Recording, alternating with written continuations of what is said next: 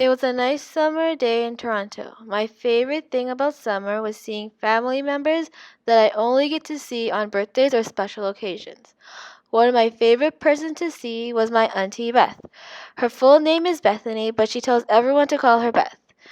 Auntie Beth is in her early 20s and has long black hair, and to me she's pretty tall. Auntie Bethany and I have a lot of similarities. One example is our names. My full name is Isabella, but I like it when people call me Izzy instead of my full name. Auntie Beth usually babysits me in the summer almost every day.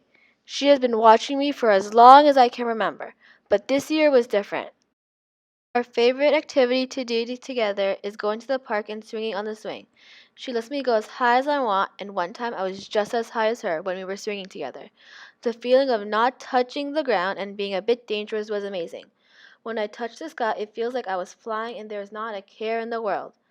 One day, Auntie Bethany did not show up to watch over me, which was super strange because she's always early. My parents called her, and from their surprised expressions, I can tell that it wasn't good. We reached the hospital and we walked towards her room. She was sitting on the hospital bed with a smile.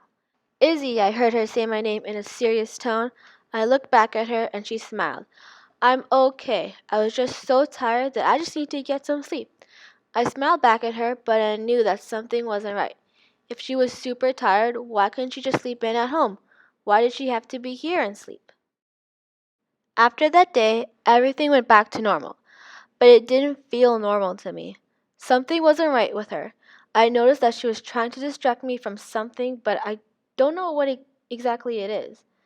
When I told my parents about it, they thought I was just worried over nothing and reassured me that everything was okay. As the summer went on, I noticed that Auntie Beth slowly started to visit me instead of watching over me. It wasn't a problem because my parents were home more often to watch over me. One night, near the end of summer, my parents hired our next door neighbors to watch over me. When they were about to leave, I noticed something different. They were dressed all in black, especially my mom, because my dad usually dresses up in black when they go out. When I asked them, "Where are you going?" they said, "It's only a place for adults," and then they kissed my forehead and left. A few days after that night, Auntie Beth's parents came to visit me to talk about something very important. They wanted to talk to me about Auntie Beth's sleeping problem. I told them that I can come over and wake her up if they wanted. They cracked a small smile, but they told me that she's happy and that she's okay with sleeping forever. "What do you mean sleeping forever?" I asked. "Sweetie, Auntie Beth has passed away a few days ago from cancer. She won't ever wake up anymore."